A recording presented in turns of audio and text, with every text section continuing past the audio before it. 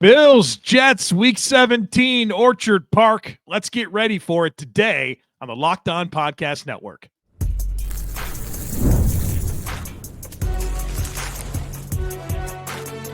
You are Locked On NFL Crossover, part of the Locked On Podcast Network.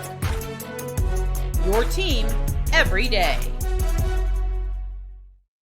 Welcome into this crossover Thursday episode of both Locked On Bills and Locked On Jets. We're both proud members of the Locked On Podcast Network, your team every day. And we're thankful for our everydayers, those of you who make us your first listen every single day and never miss a single episode. Crossover Thursday is presented by Prize Picks. Go to prizepicks.com or download the app and use code LOCKEDONNFL to win $50 instantly when you play $5. I'm Joe Marino, host of Locked On Bills, joined by John Butchco, the host of Locked On Jets, and we're here to get you ready for Week 17. Bills, Jets, we're going to give you the path to victory for both sides. We'll talk Bills storylines, but we start by focusing in on the Jets. And John, last time we spoke, it was Jeff Ulbrich's first game as head coach. The Jets were 2-3. Now they're 4-11. They fired their general manager. Changes are coming. And I guess I'd like to start here. Where does Aaron Rodgers factor into the conversation when it comes to changes with this Jets team and what we expect in 2025? Yeah, Joe, it's funny because the first time these teams met this year, we did our crossover show, and the question was, would the Jets succeed under Jeff Ulbrich? And the answer has been a resounding no. The team has 2 wins in 10 games under Ulbrich. And I think back to last offseason, and I remember Aaron Rodgers said something that seems very prophetic now. And he was asked about his future. And at that point, he said, I think I'd like to play 2-3 more years. But I know if it doesn't go well this year, everybody's going to be gone. And after the Jets beat Jacksonville 2 weeks ago, Rodgers had a big game. Devontae Adams had a big game. And there was a feeling within a portion of the fan base that maybe the Jets should run it back. I was actually surprised how many people were saying that off a last-minute win over a Jacksonville team that was 3-10. But I think if you look at the situation with this team, if you read kind of interpret what's being said behind the scenes, it sounds like the Jets are ready to move on. And Rodgers has also kind of been offering subtle hints in his weekly Pat McAfee interviews that he's not very happy right now. I mean, there were a few weeks back, he mentioned that there are teams in the league where they get the support from ownership when things aren't good. And Rodgers was asked, do you think the Jets have given you support? Do you think the ownership of the Jets has given you support? And he kind of insinuated the answer to that was no. Just this week when Rodgers did his McAfee interview, he made a joke about how he might be the first person ever cut by a teenager, which is a whole other story of there's the media reports that Woody Johnson's sons are actually factoring into some of the decisions the Jets are making. So I think at this point, it feels very unlikely that Aaron Rodgers is going to be back with this team in 2025. And that's probably for the best. I think both sides could use a fresh start. For the Jets, I think it's just clear this era has not worked out. The plan to go all in with Rodgers has been a complete failure. And for Rodgers, I would imagine this is the end of his career, but even if it's not, he probably would be better off in a different situation.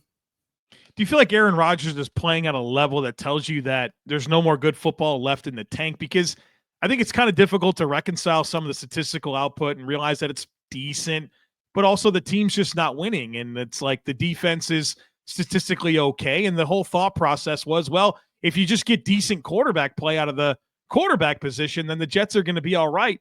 And they were better with the defense they had in the past than Zack Wilson. Like, how do you reconcile all this? It's kind of hard to piece it all together. It doesn't really make sense. Yeah, I actually think back a few years of Drew Brees' last season with the Saints. And I remember a lot of people I know who watched the Saints said that, he wasn't the same guy and he was holding them back. And I remember looking at the numbers and they looked really solid. And I was confused. So I had kind of a similar thought. Rodgers is not the guy he was in Green Bay. He's nowhere near as mobile. Now, I do think the mobility's improved the last couple of weeks. I think since the bye, maybe he's recovered from some injuries. So he's moving a little better, but he's not super mobile at this point. And he just suffered another injury last week in the loss to the Rams. He's not really thrown the ball down the field as frequently as he did in the past. I mean, he was always one of the guys who was, if you look statistically, he was one of the quarterbacks who threw the most deep passes in the league. He's near the bottom of the league this year in that category. I think, like, if in like a perfect situation, and like maybe like a situation like where Pittsburgh got Russell Wilson, where you have a great defense and you have a lot of pieces in place, and you're only paying him like $1 million, or if you're not paying him a whole lot, maybe it could work. But he's at the end of his career. I'd say he's probably like maybe like somewhere around like the 20th best starting quarterback in the league. That's a situation where if everything's perfect, you can win. I just don't. But you have to remember what the Jets did. The Jets essentially reorganized their franchise to build around Aaron Rodgers. They brought in the offensive coordinator he wanted. They brought in all the receivers he wanted. They did a lot of maneuvering with their salary cap to try and juice this team up for 2023 and 2024. They have borrowed a lot of future resources to build around him. Maybe it could work with another team. The one thing I would say that is a concern is I don't know that his body can hold up over the course of a full season, because it feels like every time he takes a hit, he's going off to the tents. Yeah, he's suffered multiple injuries this season. I feel like his body's kind of falling apart. So part of it is, I think he's declined this year, but I think you also have to consider what things are going to be like a year down the line. I think a year, in 2025, he's going to be 41. He'll turn 42 during the season. Do you think his body's going to hold up? Well, this year he's battled through a lot of injuries. We know what happened last year. 2 years ago in Green Bay, his production was down. A lot of people said, well, he was playing through injuries during that season. I just don't think his body can hold up at this point over the course of a full 17-game season. I think he can still play really good games. A couple of weeks ago in Miami, he lit the Dolphins up. There were moments against Jacksonville. The first half against the Rams was very good. He can reach a high level of play at this point, but I don't think he can do it consistently through the course of a full season. Let me ask you this: is a lot of the conversations with the Jets are about the future. There's still talented players on this roster. When you consider both offense and defense, who are those building blocks where you say, hey, that's a nucleus piece for what the Jets can be down the line? Who has emerged maybe as some of those core players? That's a great question. And I'll be honest with you. I was always lukewarm on the Rodgers trade, because I felt like the Jets had a really good core of young players 2 years ago. And these are players who are starting to enter their prime right now. I think you start with Garrett Wilson, who's on his way to a third 1,000-yard season. It's been a long time since the Jets drafted and developed a receiver like him. He's a legitimate number one receiver. There are rumblings now about his future in New York. There have been a few people behind the scenes who are suggesting, maybe Garrett Wilson isn't happy, and it would be tough to be happy because he's been here 3 years. They've lost all 3 years. The quarterback situation has not been good. On the other side of the ball, he's not having a great season. He's not playing at the standard he set the first 2 years where he was first team All-Pro. But Sauce Gardner, 2 of his 3 seasons, he's been absolutely excellent. I think those are the 2 key pieces. And then if you look around them, there are some other guys who maybe aren't quite at that level, but still good pieces you can build around. I'm thinking Elijah Vera Tucker, one who's finally had a healthy season. The thing with Vera Tucker is he's always been a good player when he's been in the lineup, but when he's been in the lineup has been the operative phrase, because he suffered season-ending injuries the last 2 seasons before this one. Jermaine Johnson, who unfortunately suffered a pretty serious injury early this year. He was a Pro Bowler last year in year 2. He's a really very good defensive end. I think they missed him a lot, especially in the run game, because he was really the only defensive end the Jets had who could set the edge consistently. And Breece Hall at the running back position, who maybe isn't quite as good as a lot of Jets fans hoped he would be. I think a lot of us thought that, maybe he'd be like one of those like top 5 backs who you can build an offense around. I don't think he's quite at that level, but he's a home run hitter. He's a quality back, and I think he's part of the solution rather than the problem. So I've talked about this a lot on Locked On Jets. The silver lining to the situation is that this is not a situation like you had in 2020, where you were coming off the Adam Gase era, and Mike McCagnon had just been fired as the general manager. That team had zero talent. It had nothing to build around. This team does have pieces. 2025 is probably just going to be a reset year. Like, they're going to have to unclog their salary cap. They're going to, have to fill. So they have a lot of holes that they need to fill. But you're right. There is at the very least, there is a foundation here that the Jets can build around going forward. Even like Joe Tippmann at center, Will McDonald has really taken a step. Quincy Williams, Jamie and Sherwood feels like one of the best stories about the Jets this season as a linebacker and what he's been able to prove. So there's some good young talent. Obviously got to get the most important stuff right. The general manager, the head coach, and the quarterback. And it feels like obviously the Jets have decisions to make with head coach and general manager. There will be a new one of each of those. It's just a matter of the quarterback. And feels like Rodgers is on the way out, and kind of the X factor there, maybe Tyrod Taylor as a guy that they signed a 2-year contract with, that's under contract, that at a minimum is the type of bridge quarterback that can get you through a season. And obviously we'll see what else shakes out with the quarterback landscape. When you look across the league and you think about guys like Justin Fields or Daniel Jones or Sam Darnold, not necessarily, I think, an option for the Jets, but there's a lot of quarterbacks like that, Andy Dalton, that there's going to be Kirk Cousins. There's going to be quarterback carousel, maybe not with some of the biggest names, but as you've seen different guys land in different spots, whether that's Baker Mayfield or Sam Darnold, step in and be able to help, right? That are kind of guys that you maybe thought it was done for them. Maybe the Jets land into one of those guys. So obviously a fascinating offseason coming for the Jets, and it always is, right, John? And of course, make sure everyone's paying attention to Locked On Jets. John will have you covered every step of the way. All right, we're talking Bills storylines on the other side of it. Folks, be sure to stick with us. Did Rocket Money help you find any subscriptions you forgot about or that you were paying for twice? That's definitely happened to me. I had a few subscriptions that I didn't even realize I was still paying for, and Rocket Money made it so easy to track them all down. It was like having a personal assistant for your finances.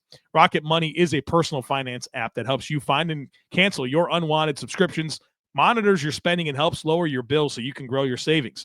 It brings everything together in one place, whether it's subscriptions, your spending habits, or even the goals you want to hit this year. Rocket Money has over 5 million users and has saved a total of $500 million in canceled subscriptions, saving members up to $740 a year when using all the app's premium features. So cancel your unwanted subscriptions and reach your financial goals faster with Rocket Money. Go to rocketmoney.com/lockedon today. That's rocketmoney.com/lockedon, rocketmoney.com/lockedon. All right, John Butchco, time to turn the attention to the Buffalo Bills in this conversation. I'll be happy to entertain any questions you might have, sir. Well, Joe, it's interesting because, obviously the first time these teams met this year, the Jets were in a state of transition as Jeff Ulbrich took over the team. But that was also maybe the shakiest stretch the Bills, or at least entering that game, that was like maybe the shakiest stretch of football the Bills had played prior to that point. And since that game, you've seen the Bills play outstanding football. I think they've only lost once. You can correct me if I'm wrong. I think they've only lost once since they played the Jets back in October. So what's changed since the last time these teams met? Yeah, they've won 9 of 10 and certainly have figured out a lot of things with their operation. I think the biggest thing was coming out of those back-to-back losses to the Ravens and Texans. I felt like Josh Allen kind of got away from what made him really successful the first 3 weeks of the season when the Bills started 3-0, which was efficiency in the offense and efficiency in the passing game. And I think you can maybe look at this Patriots game and have some concerns about that creeping up again. But for the most part, I mean, he's played at such a high level since then and has really done well to not only take what the defense is giving him, but also working the ball down the field and doing the Josh Allen things. And so that's been big. The run game's been pretty consistent with James Cook and really working in Ray Davis and Ty Johnson as good complementary pieces. And defensively, they've kind of been on a bit of a roller coaster with a lot of their personnel. They haven't had like a massive season-ending injury on the defensive side of the football, but it feels like there's been this never-ending cycle of back seven players in particular, linebackers, corners, and safeties that, guys just are in and out, it feels like lately. And that's been true lately where the Bills have been down both starting safeties or a starting corner. Matt Milano's back, but then he's hurt again. It's like they've had an issue with guys just being consistently available, which I think has led to some inconsistency on defense. But what has been consistently true about the defense, seemingly regarding not mattering who's in the lineup, is they get takeaways. They get these huge takeaways in big moments all the time, and 17% of drives against the Bills defense end in a takeaway. And so when you pair a big play defense that takes away the football with, of course, Josh Allen and the offense that he's capable of engineering with a good running game, you got a nice formula for winning football games. And so their depth has been stressed, but obviously they've been able to stack wins, 9 of 10, including an 8-game win streak there, a 7-game win streak there, and scored 30 points in 8 in a row. In fact, last week was the first time in 9 games that they hadn't scored 30 points. So they're playing well, but it also still feels like they're still trying to make sure they hit that stride entering the postseason. I think back before the season. I remember back in August we did an AFC East preview show, and I want Locked On to delete that recording because I think he gets to win the division in that one. But I remember at that point one of the big questions around the Bills was, what would the offense look like without Stefan Diggs? And there were some questions from the outside. How much would losing Diggs hurt? And the Bills are obviously having a great season. So who are the guys who have stepped up? And how have they replaced Diggs' production? Well, I think let's go ahead and call it what it is. And Stefan Diggs, great football player. I've said repeatedly, he gave the Bills the best 4-year stretch of wide receiver production in the history of the organization. This offense is better without Stefan Diggs.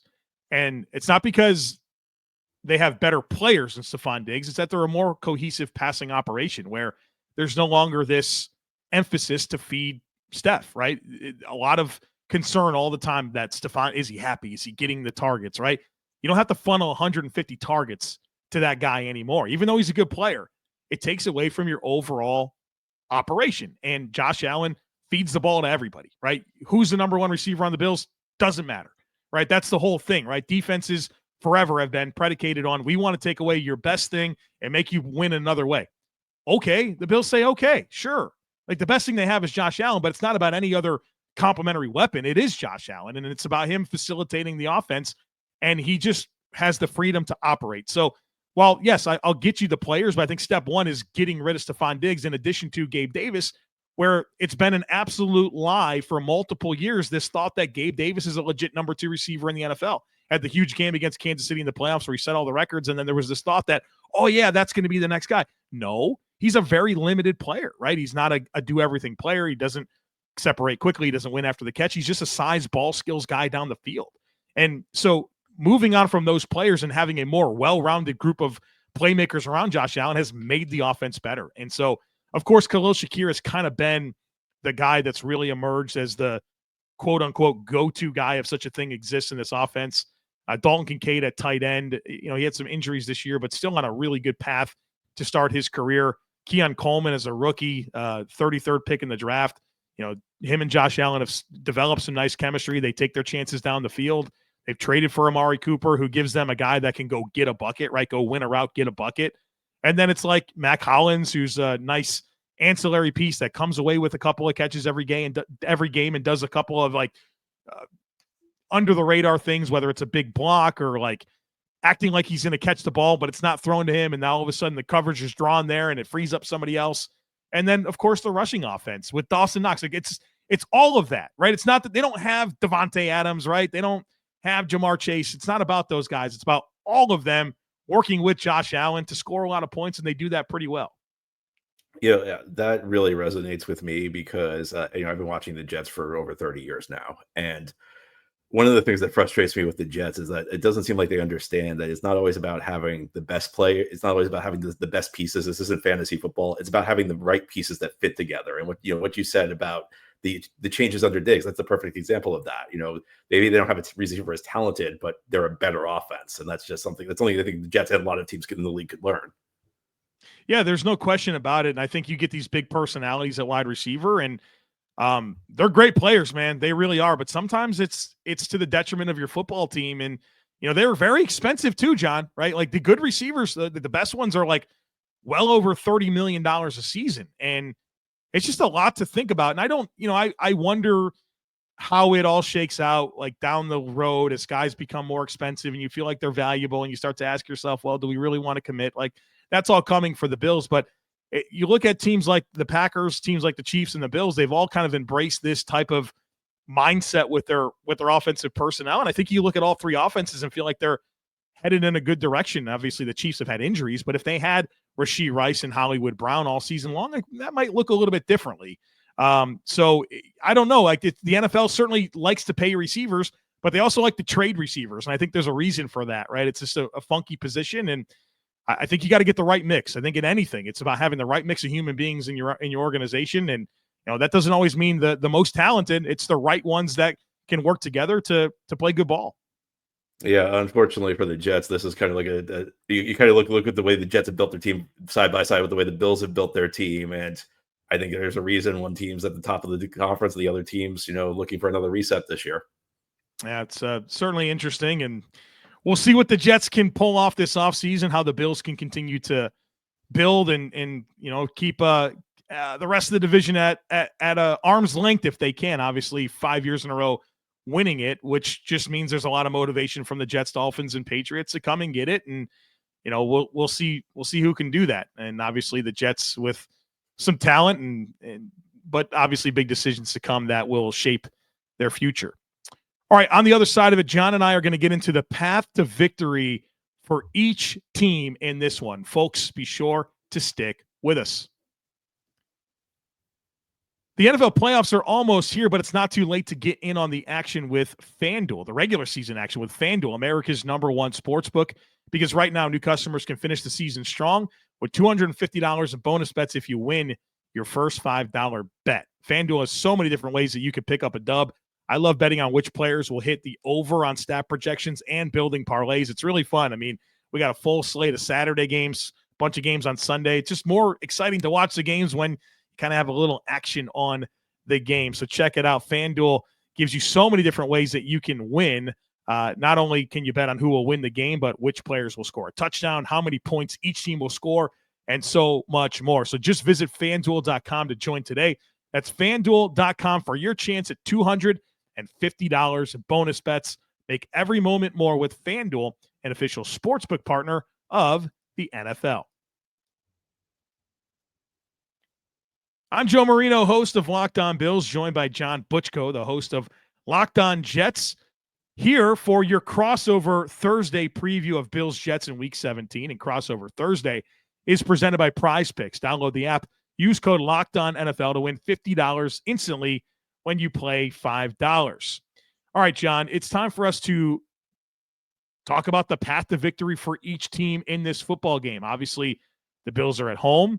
They're favorites. I think 9.5 points is kind of where I've seen the line for this football game. The Bills were 14-point favorites over the Patriots. They won by 3. The division games are always a little bit tricky. Teams that know each other. And while, there's still a lot of familiarity here between these two teams. I know that there's been some changes with the Jets, but these teams know each other well. They know the type of football that they want to play. What's the path here for the Jets to go get an upset win on the road? Joe, I don't think the Jets can win the game. I think the Bills can lose the game. I think if both of these teams play their best, which we haven't seen the Jets play their best all that much this season, the Bills are going to win the game. I think this is going to have to be like one of those scenarios where maybe the Bills look past the Jets a little bit. Maybe they play a little sloppy football. Maybe they turn the ball over, and the Jets probably need a performance like Davante Adams had against Jacksonville 2 weeks ago, where went off for close to 200 yards. I think it's going to take something unusual for the Jets to be able to win this game. These teams played a very, very tight game in their first meeting in, I think it was week 6. This is the different scenario for the Jets. I think the losses have piled up. You've seen the frustration mount. It's not clear what the Jets lineup is going to look like for this in this game. Quinnen Williams missed the game last week against the Rams, and the Rams just ran the ball at will. The Rams barely tried to throw the ball in that game because they knew they'd be able to run the ball successfully against the Jets. And that first meeting back in October, Bills went out, and that was one of the most physical opening drives you'll ever see, where the Bills barely threw the ball. Maybe they threw it once or twice, went right down the field and scored a touchdown. I just think there have also been some rumblings, nothing firm, but there have been some rumblings that maybe some Jets players are starting to check out a little bit, looking to the offseason, which happens in the lost season sometimes when you get to week 17. So I think unusual things need to happen. I think the Jets will need some big performances. Again, maybe Davante Adams has a huge game. Maybe Garrett Wilson has a huge game. I think the Bills need to make mistakes in this game. I think they'll need to turn the ball over. Maybe the Jets need to steal a possession here or there. run a fake kick or something like that. But I think it's that kind of game. I don't think I think if these teams line up, Buffalo should win. I think there's a lot working against the Jets in this one. So the Jets' path to victory is I think is more, do the Bills lose the game themselves? Because I think if the Bills come out and execute, they're going to win the game. Yeah, you mentioned that first Bills-Jets game. We remember it well, John.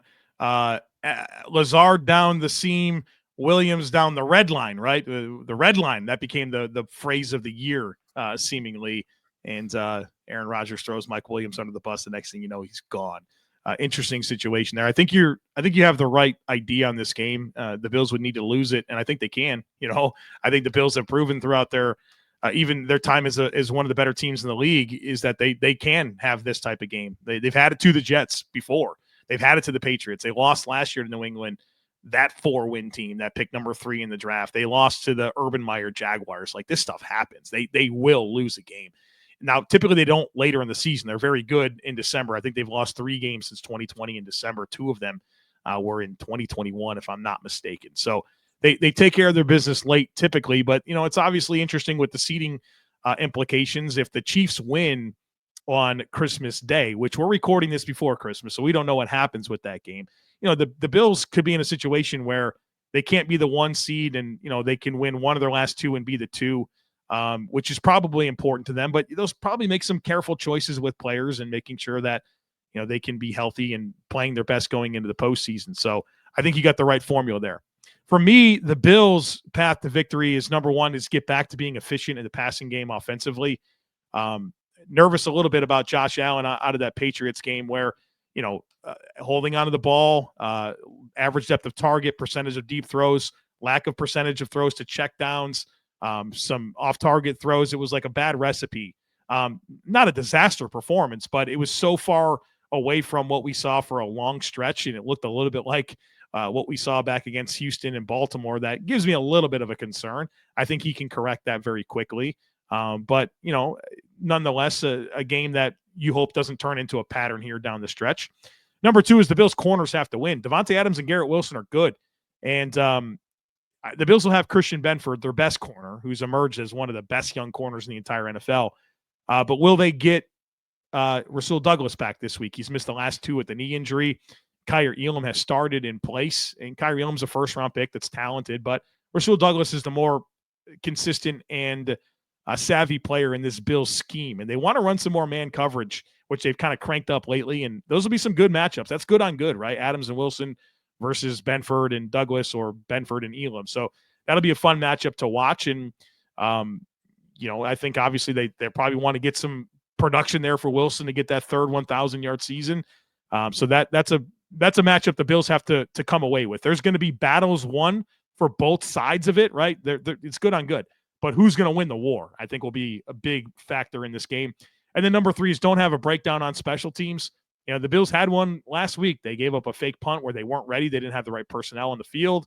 They gave up a big return to start the game. And the Jets typically are pretty good on special teams. And, when you think about a game that you're worried about getting away from you, that you, like you said, if you go out and just play the game you're supposed to play, the Bills will win this game. But where are the margins? Where can that get away from you? And special teams certainly stands out to me as an opportunity for the Jets to steal a possession or take a possession or get a big play and get points. So the Bills will have to be careful there to not let that be a contributing factor to a letdown game against the Jets. So I guess we could say great minds think alike. I think we're kind of on the same page in this game. Yeah, I agree with you, John. I think we do see it the same way, but we both acknowledge, that there is a path for both sides of this. And certainly with the Bills coming off of a pretty tight win over New England where they were down 14 before you can blink early in the game. Hopefully that for the Bills side of things, that's a learning lesson, but obviously, it's the National Football League, man. You said you've been watching it for 30 years. Me too, man. It's how this stuff goes. So we'll play it and see what happens.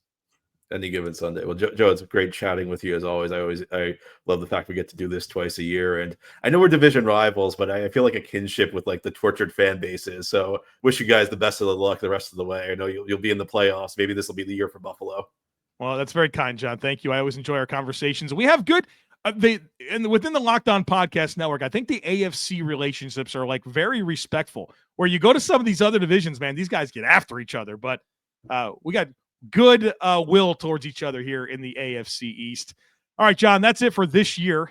You and I doing crossovers, but obviously we'll be together next year, both games, and certainly the AFC East big preview. A lot of time between now and then, but we'll see if you pick the Jets for a second consecutive year. I'll give you a preview. I'm not doing that again. That was even when I was doing it, I was like, this is going to come back to bite me, isn't it? I've been watching the Jets for too long. All right, John, thanks for being here. Thanks for everyone for listening. As always, we kindly ask that you share, subscribe, rate, and review. Have a great rest of your day, and we will catch up with you all again real soon.